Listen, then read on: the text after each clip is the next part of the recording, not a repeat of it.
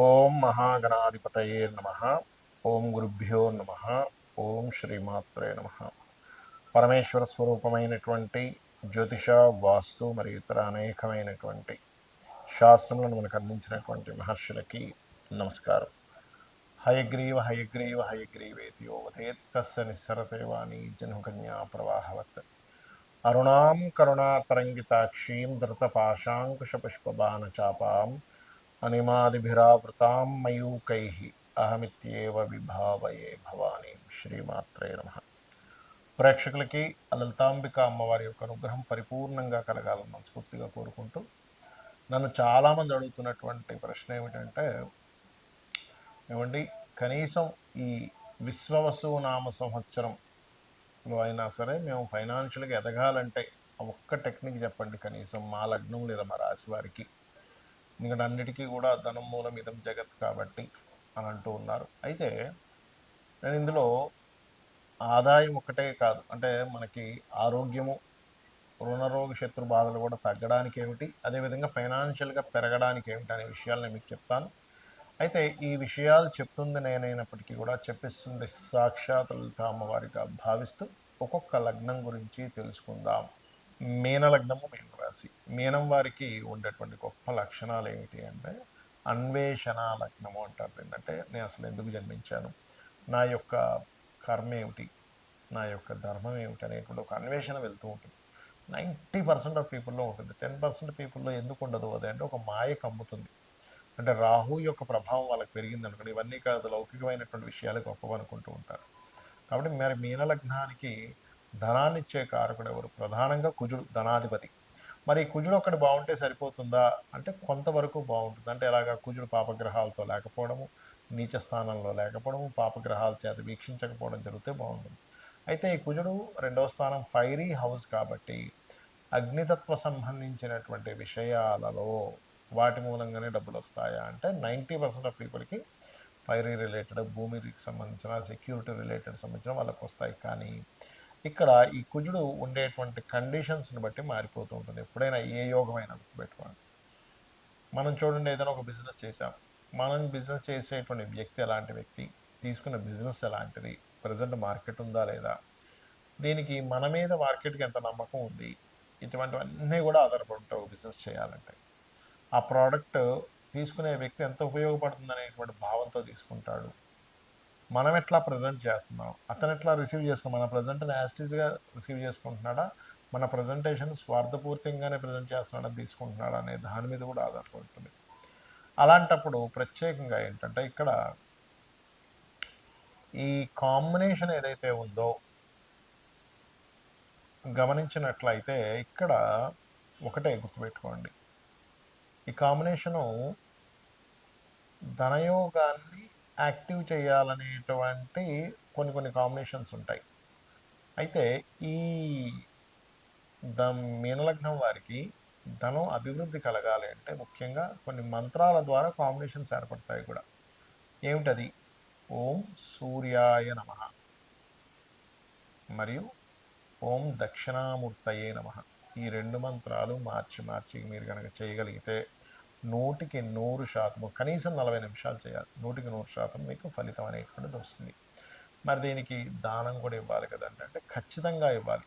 యోగము అవయోగము, యోగం యాక్టివ్ అవ్వాలి, అవయోగం డీయాక్టివేట్ అవ్వాలి. కాబట్టి దీనికి ఏమి దానము అంటే పెసలు ఉంటాయి, పెసలు మరియు నువ్వులు.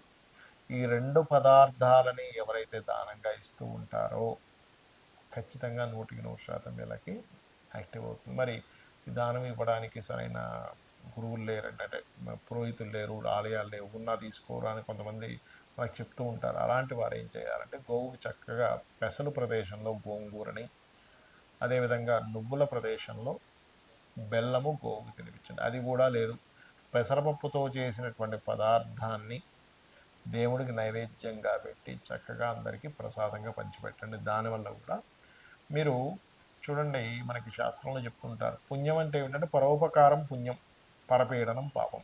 ఇది కూడా ఒక రకమైన ఉపకారమే కదా, దానివల్ల కొంత పుణ్యం వచ్చి మిమ్మల్ని కాపాడుతుంది, మీకు ధనయోగం అనేటువంటిది యాక్టివ్ అవుతుంది. మీనలగ్నము, మీన రాశి. మీనం వారికి ఉండేటువంటి గొప్ప లక్షణాలు ఏమిటి అంటే అన్వేషణ లగ్నము అంటారు. ఏంటంటే నేను అసలు ఎందుకు జన్మించాను, నా యొక్క కర్మ ఏమిటి, నా యొక్క ధర్మం ఏమిటి అనేటువంటి ఒక అన్వేషణ వెళ్తూ ఉంటుంది. 90% ఆఫ్ పీపుల్‌లో ఉంటుంది. 10% పీపుల్‌లో ఎందుకు ఉండదు అది అంటే ఒక మాయ కమ్ముతుంది. అంటే రాహు యొక్క ప్రభావం వాళ్ళకి పెరిగిందనుకోండి, ఇవన్నీ కాదు లౌకికమైనటువంటి విషయాలు గొప్పవనుకుంటూ ఉంటారు. కాబట్టి మరి మీన లగ్నానికి ధనాన్నిచ్చే కారకుడు ఎవరు? ప్రధానంగా కుజుడు ధనాధిపతి. మరి కుజుడు ఒక్కటి బాగుంటే సరిపోతుందా అంటే కొంతవరకు బాగుంటుంది. అంటే ఎలాగా? కుజుడు పాపగ్రహాలతో లేకపోవడము, నీచ స్థానంలో లేకపోవడము, పాపగ్రహాల చేత వీక్షించకపోవడం జరిగితే బాగుంటుంది. అయితే ఈ కుజుడు రెండవ స్థానం ఫైరీ హౌస్ కాబట్టి అగ్నితత్వ సంబంధించినటువంటి విషయాలలో వాటి మూలంగానే డబ్బులు వస్తాయా అంటే 90% ఆఫ్ పీపుల్కి ఫైరీ రిలేటెడ్, భూమికి సంబంధించిన, సెక్యూరిటీ రిలేటెడ్ సంబంధించిన వాళ్ళకి వస్తాయి. కానీ ఇక్కడ ఈ కుజుడు ఉండేటువంటి కండిషన్స్ని బట్టి మారిపోతూ ఉంటుంది. ఎప్పుడైనా ఏ యోగమైనా గుర్తుపెట్టుకోండి. మనం చూడండి, ఏదైనా ఒక బిజినెస్ చేసాం. మనం బిజినెస్ చేసేటువంటి వ్యక్తి ఎలాంటి వ్యక్తి, తీసుకున్న బిజినెస్ ఎలాంటిది, ప్రజెంట్ మార్కెట్ ఉందా లేదా, దీనికి మన మీద మార్కెట్కి ఎంత నమ్మకం ఉంది, ఇటువంటివన్నీ కూడా ఆధారపడి ఉంటాయి ఒక బిజినెస్ చేయాలంటే. ఆ ప్రోడక్ట్ తీసుకునే వ్యక్తి ఎంత ఉపయోగపడుతుంది అనేటువంటి భావంతో తీసుకుంటాడు. మనం ఎట్లా ప్రజెంట్ చేస్తున్నాం, అతను ఎట్లా రిసీవ్ చేసుకున్నాం, మన ప్రజెంట్ని యాస్టీస్గా రిసీవ్ చేసుకుంటున్నాడా, మన ప్రజెంటేషన్ స్వార్థపూర్తిగానే ప్రజెంట్ చేస్తున్నాడా తీసుకుంటున్నాడా అనే దాని మీద కూడా ఆధారపడుతుంది. అలాంటప్పుడు ప్రత్యేకంగా ఏంటంటే ఇక్కడ ఈ కాంబినేషన్ ఏదైతే ఉందో గమనించినట్లయితే ఇక్కడ ఒకటే గుర్తుపెట్టుకోండి, ఈ కాంబినేషను ధనయోగాన్ని యాక్టివ్ చేయాలనేటువంటి కొన్ని కాంబినేషన్స్ ఉంటాయి. అయితే ఈ